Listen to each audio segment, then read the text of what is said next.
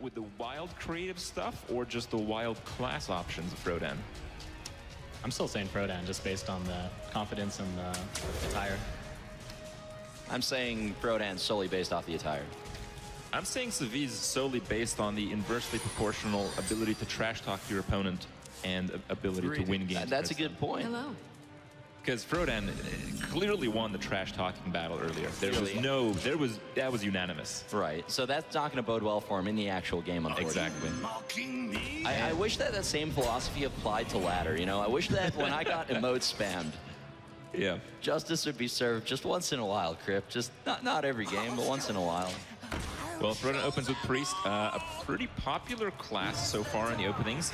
We've seen Priest take 2 games so far, and Froden does have an excellent opener. He has the other sister this time. It is Ada's Darkbane, and Darkbane does do, I believe, 3 damage randomly to one of your opponent's targets once Darkbane is targeted with one of your own spells. Froden doesn't have a spell, but looks like we might see a battle of the sisters here. Do you have any idea what Savjz is going for with the Ice Barrier? It seems like it's be pretty bad in this format. You have like a lot of slow guys. The 8 HP doesn't feel like it's going to do much. I think you're missing the point behind Major Domo. Major Domo is a lot better when you extend that life with some armor, perhaps. So turning to 15. It's like he's committed to the Major Domo plan. I like it. When we were actually talking about this format backstage a bit, Crip, you mentioned how powerful Mad Scientist is in this format because secrets like Effigy, Mirror Entity gets so much better with expensive minions. All right, well, here comes Mind Games. Maybe it's going to be Major Domo. Oh! Mistakes were made. Well, what a perfect time to play Ice Barrier, too. So, look at that. He knew he would get Mind Games into Doomsayer, thus giving him an opportunity to develop a worthless secret that otherwise, you know, might not be played. Ice Barrier, look at that. Interesting how that worked out. Yeah, I mean, all calculated. Calculated indeed. But yeah, Mind Game's definitely an opportunity for Froden to kind of, you know, slip under the Mirror Entity, the potential Mirror Entity. And yeah, now that plan is just completely wrecked by Doomsayer. Wait, hold on. He has Ice Barrier and Duplicate, and he has a secret active already. That's neither one of those, because they're both playable. Right, Well, right. Mirror I believe that's Entity. Ice Block. I believe Ice Block was in his deck. Oh, is he not playing the Entity or Effigy or anything like that? I believe not, actually. I think he took the other route. He's playing closer to a Freeze Mage. Okay, well, I mean, if that is the case, if Froden can play a minion this turn without losing it, then it's actually not that bad that he got Doomsayer, because he retains initiative here.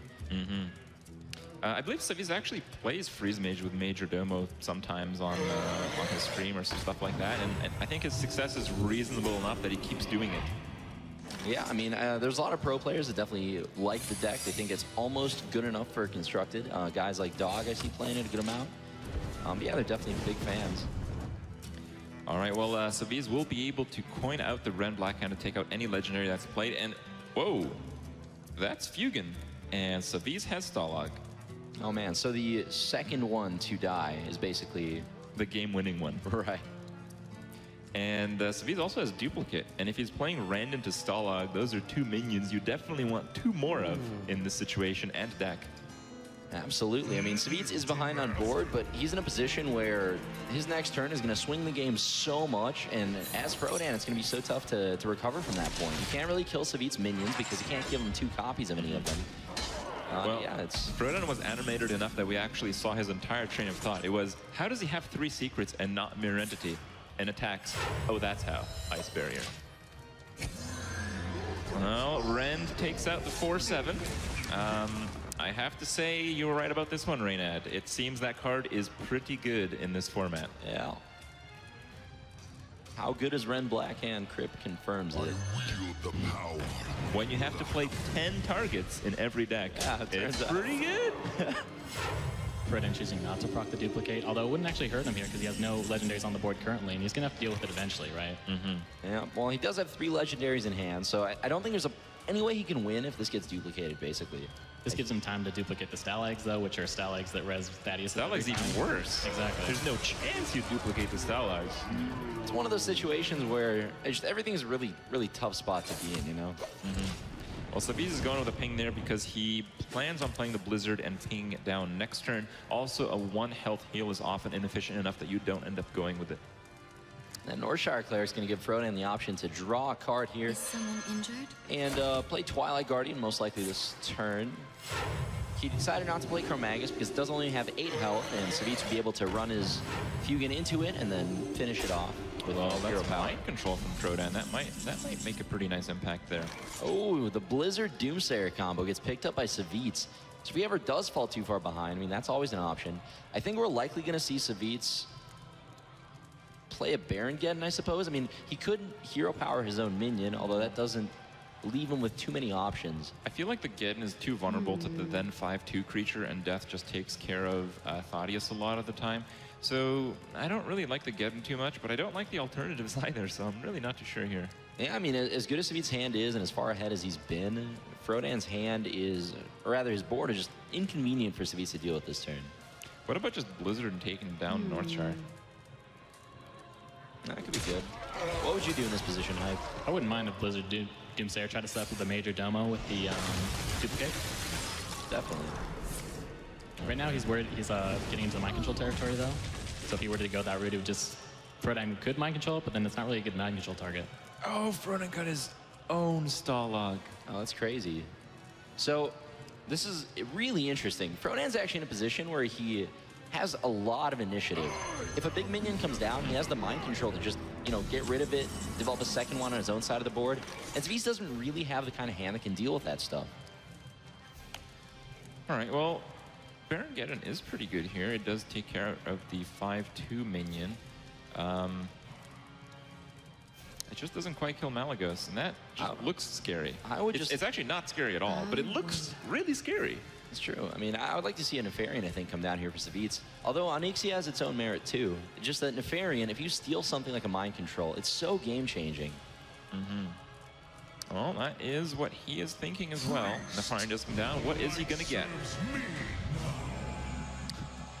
Not quite mind control. Looked like it, but not really what you want. So that is excellent for Froden, not great for Savjz. That's not what he was looking for. That Confuse is a very thematic card, though, for the Thaddeus wing in the expansion. He's got that going for him. Well, Froden does have the way bigger minions here now with... Yeah, and Nova's going to open up the Doomsayer line of play, and I think we're going to see Savjz go for it. Yeah, I mean, you kind of initiate board control if you do that. I don't think players will actually be playing cards like Shadow Word Pain, which would often be the priest counter to this. We've seen nobody play Silence. So, you know, I mean, what would Froden actually do against this? How about a Confuse? That would be pretty good.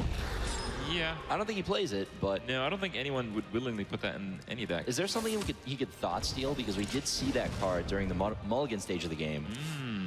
So maybe he could Thought Steal a Polymorph?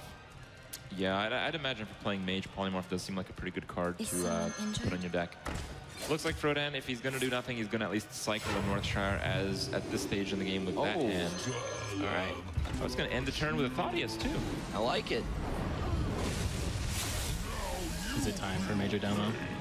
Oh boy. If you play Major Domo, I guess he wouldn't die if you get Death because I believe he has Ice Block up.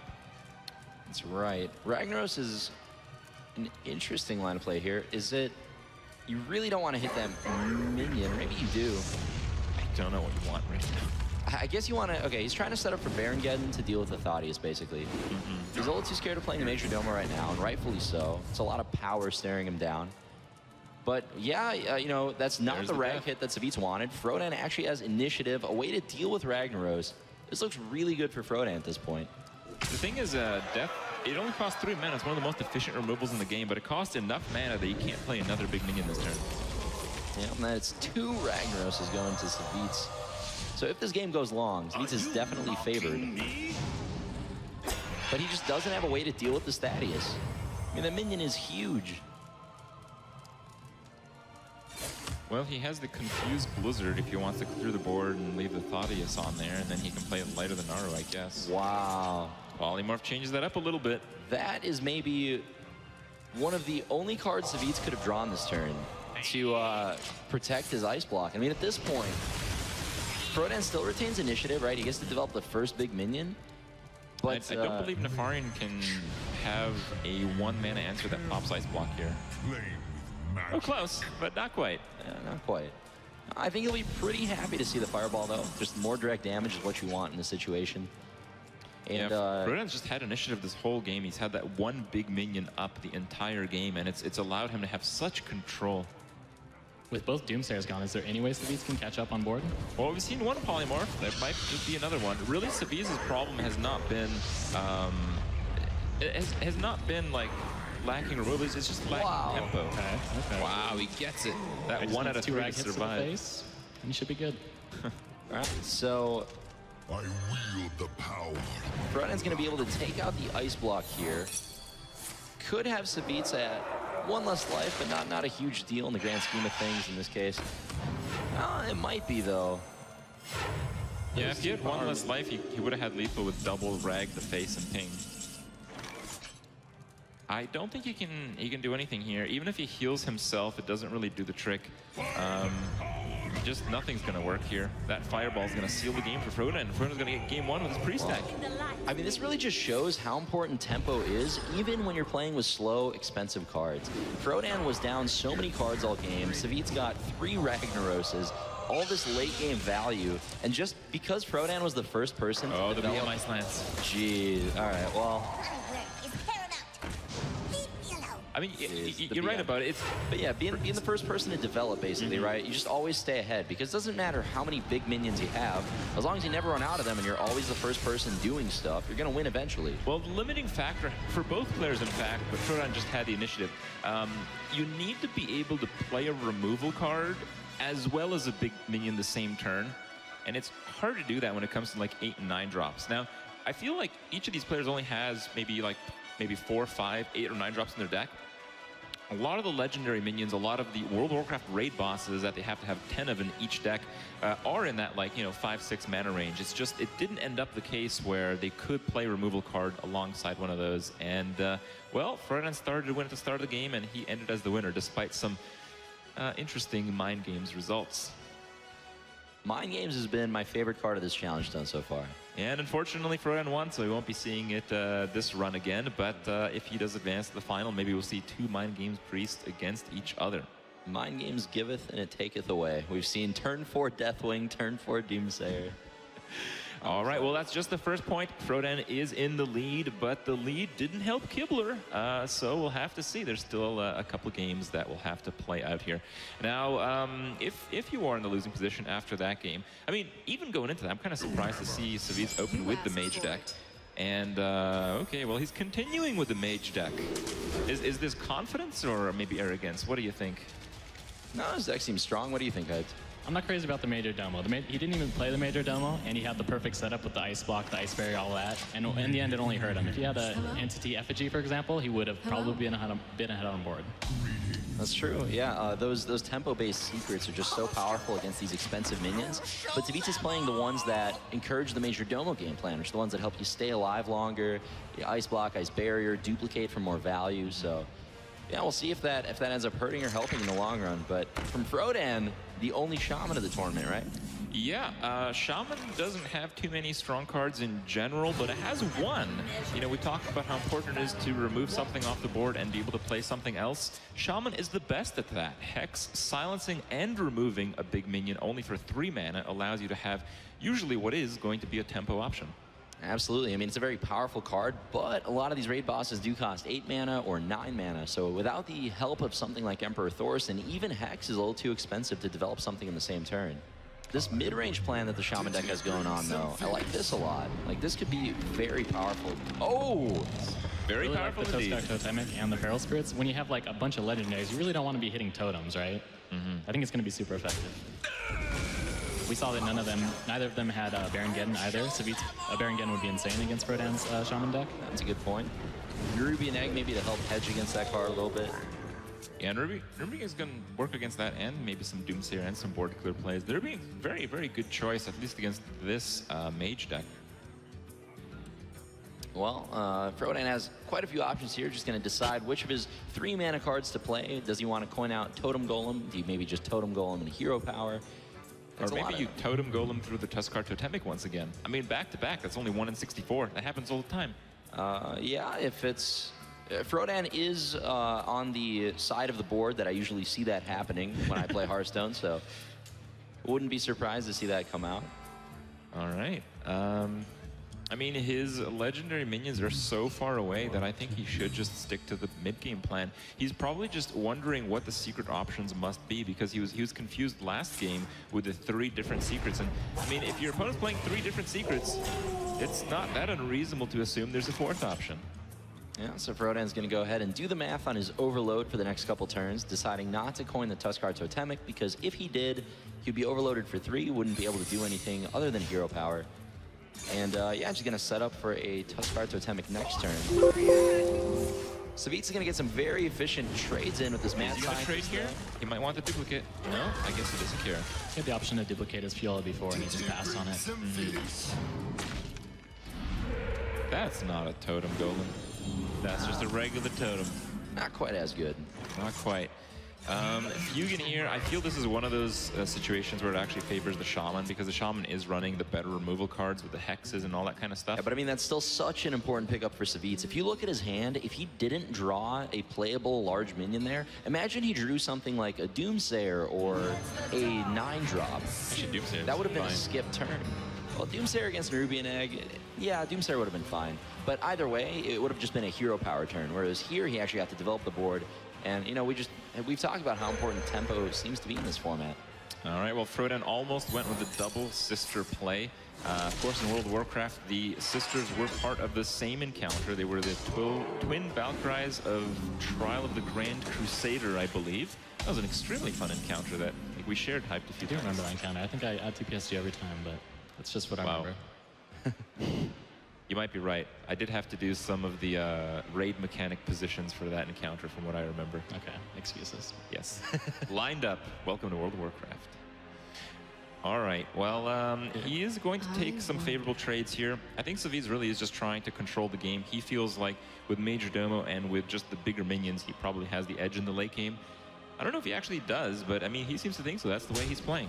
That Nerubian Egg is so strong right now. Baron Geddon's a card that oftentimes will just devastate a Shaman board, but Nerubian Egg is one of the strongest anti-AoE effects in the game, and that Mana Tide getting a second card is going to be so important. Most decks in this format, because of the nature of their curve, drawing cards is less valuable than it is in normal ranked mode, because you're drawing into expensive cards. You can only play 1 per turn anyway. But with a deck like Shaman, you can see Froden has a lot more varied of a curve, a lot more cheaper cards. It's going to get him deeper into his deck for those hexes, and those are really the cards he's looking to pick up at this point. Well, the highest tempo play would probably be the stall log and coining out the Fiora, but in doing that, you might delay your Nefarian or Deathwing 1 turn. Yeah, I mean, that Doomhammer is a card that Froden's also really, you know, looking to drop at some point, but a lot of options from his hand at this point for sure. All right, I was going with Totem Golem, so he doesn't have to coin out anything. I like this line of play. I really do. So Savjz is going to get 2 Fugins at this point. 2 potential Thaddeus. Both of them have come down at this point. If that polymorph happens, though, that doesn't count as a Stalag having died, right? Right. So I believe what Savjz is going to do is he's going to play out Fugin, and he's going to let Stalag trigger so that his Fugins trigger, and then he can polymorph bodies. Okay. Pretty aggressive tempo Nova here. Solid play. Froden's just trying to survive to this Deathwing point, it feels like. We talked about tempo. Frost Nova is one of those cards that actually, if you're marginally ahead or often even, you can just gradually push for just an obscene amount of face damage. It's basically as if we're playing Freeze Mage, but the fireballs are the creatures. Yeah, it lets you dictate who has to trade. You know, if you get Frost Nova and you take a bunch of damage, all of a sudden, even if you were in an aggressive position, now you have to be the one trading into minions when you don't want to be. Well, Fire Elemental doesn't really take anything out at this stage of the game. I feel like all of Froden's plays are a little bit clunky.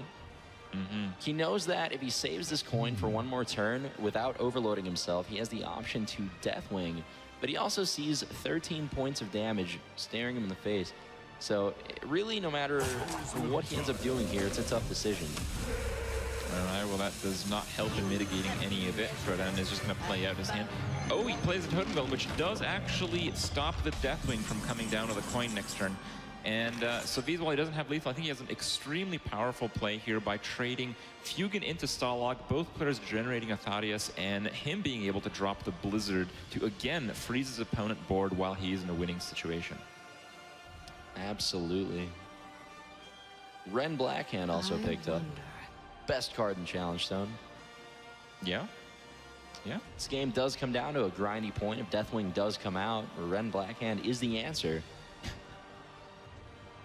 I think Savjz is going to have Rend and Polymorph going into next turn. I feel like the trade Blizzard play is so strong. He saw a very similar play work last turn. There's no reason to doubt that it won't work again.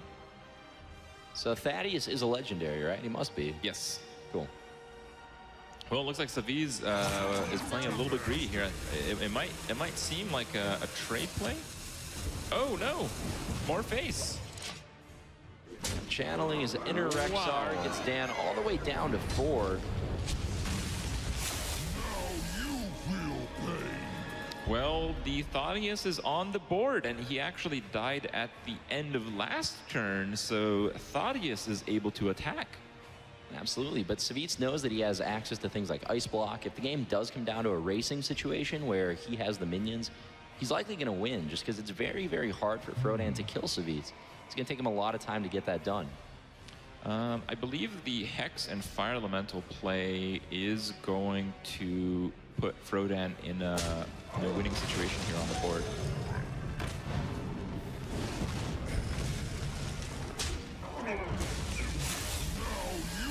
Trade Thaddeus, coin Hex, yep. Froden has stabilized, but how much can 4 HP buy you when your opponent is a mage with Ice Block at 29 with Ragnaros? With Ragnaros off the top, maybe the best card Savjz could have drawn. At this point, even if it doesn't kill Dan this turn, that's just tough to come back from. And there is no coming back, as the Ragnaros will end the game on Savjz's turn, evening up the score. It is 1-1. We are again moving on to match point. But again, the players have 3 decks apiece, so they are not stuck with one deck, as often is the case in the Conquest format. There is a lot of flexibility, as is the case with Challenge Stone. And one thing we haven't seen yet is Froden's Rogue. While I had some doubts on the maybe adventurous class picks of Froden, even though he didn't win with a Shaman, I am more optimistic about the Shaman than I have been about Druids in this tournament on a personal level. So I'm digging the Rogue. I'd like to see what it can do. Seems a little weak against Warrior, though, and not so great against Priest as it normally is. I think the Shaman might just be a stronger choice. Yeah, I mean, the hero power is just so the hero power of Shaman is so good in the Warrior matchup, so would not be surprised to see him go with that class. Hex is just such a powerful card, and Dan was a bit unlucky not to draw it early that game, which is one of the reasons that Baron Geddon kind of carried.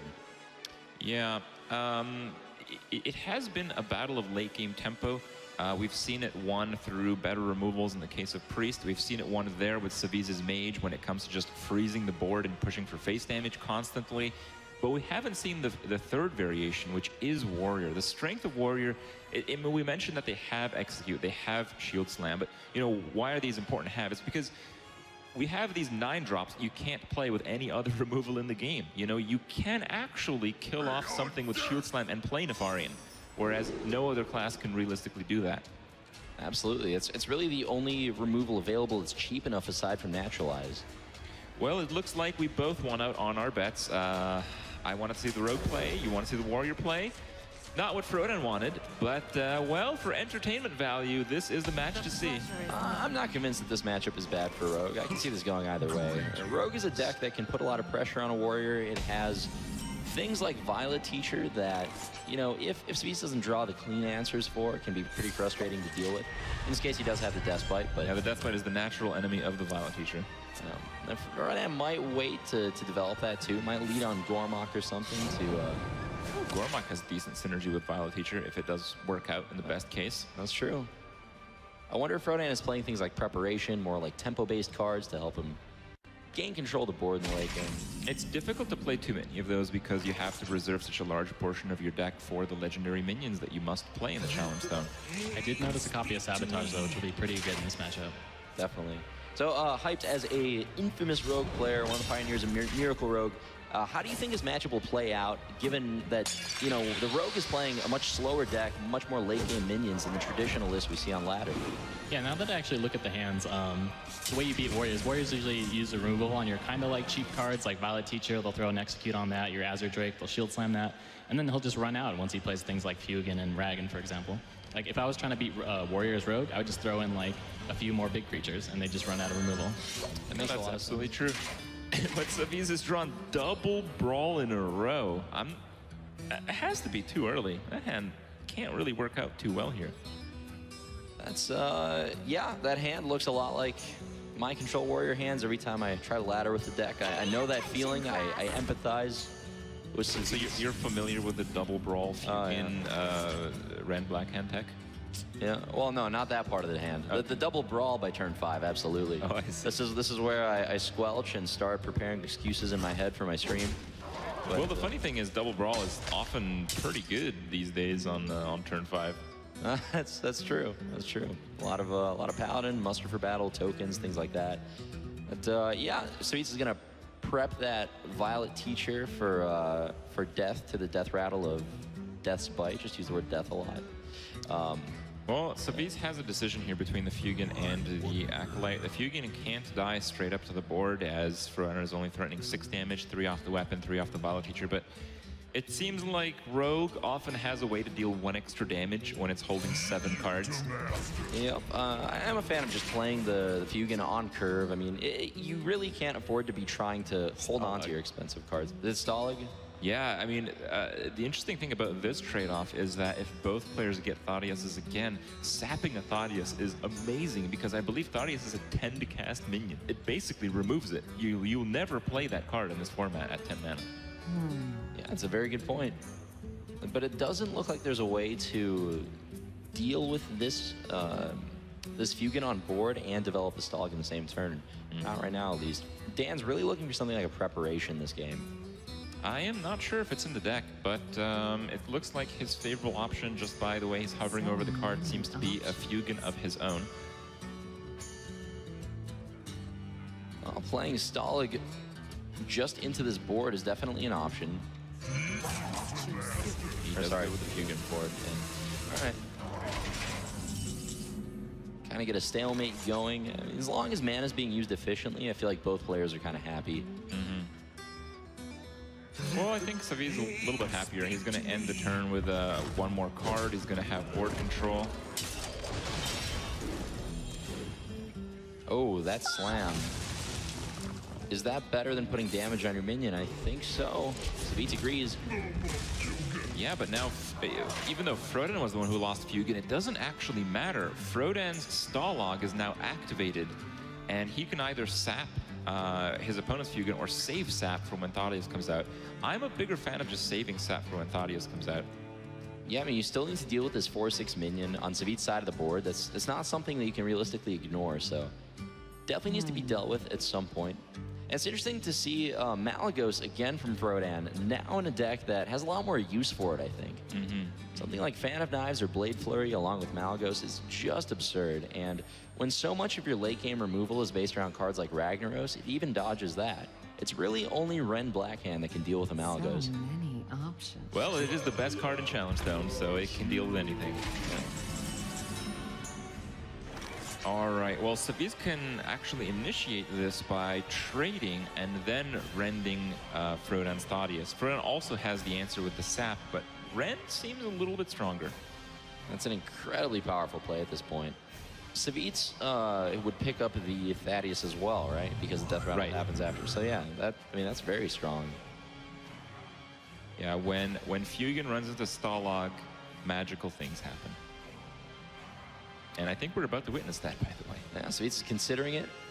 He's leaning towards the Shield Maiden, it looks like. This might just be a bluff, though.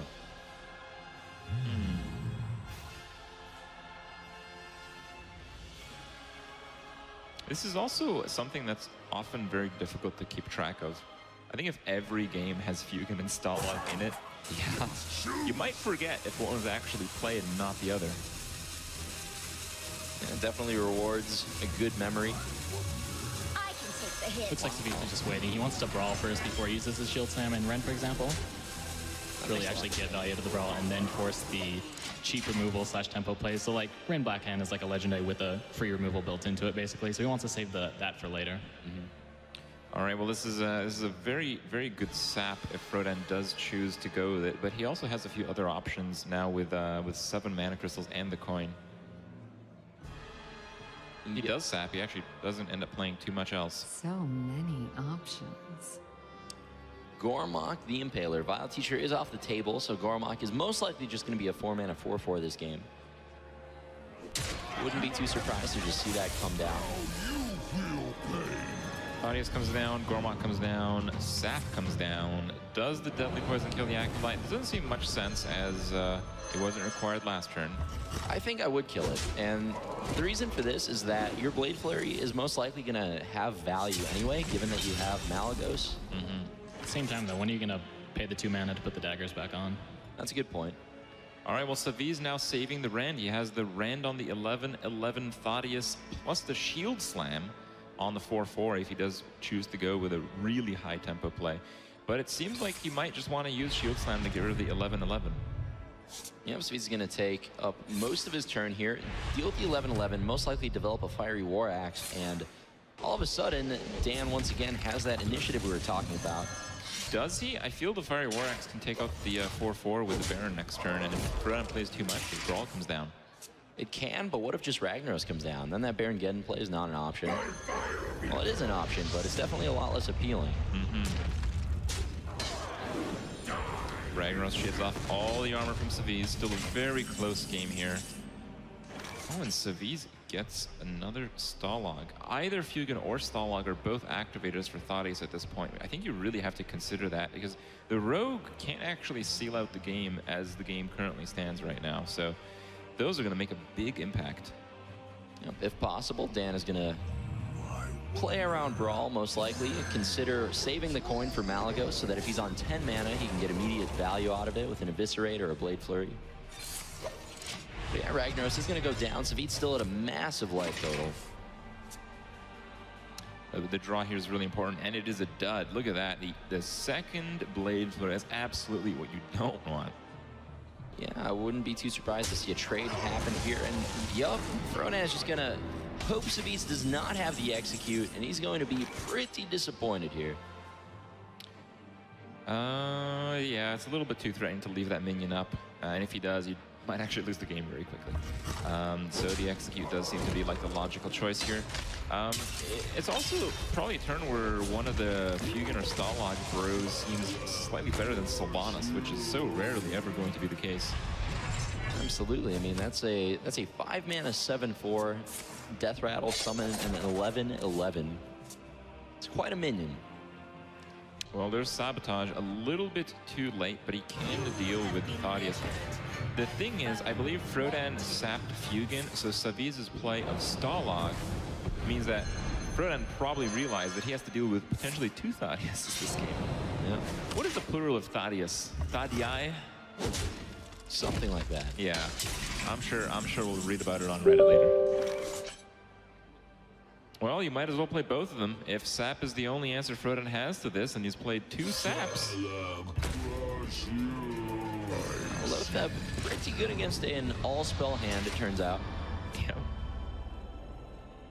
Oh, the other sister comes out, but what good does that do? I guess you can eviscerate the Lotheb and kill it with your dagger, which feels really bad. I think it might be the play that has to be made at this point, though. It's interesting pointing out how low Dan is. You know, if he has to face tank that 5 damage, he's taking 7 from the Stalag, which... He's at 4. Yeah, I mean, that's dead to Despite. But that's happening regardless. I guess he could trade if he doesn't want to take 5 damage. He can trade with his existing minion, the Fiola Lightbane. And the sisters are reunited, but not in a very favorable situation this time. No, absolutely not. I mean, these are minions you really want to draw in your opening hand.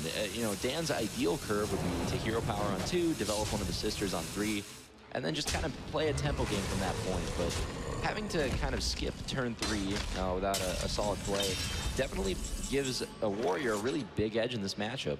Rogue is usually the aggressor in the Rogue on Warrior matchup, even in a format like this, with such a unique rule set.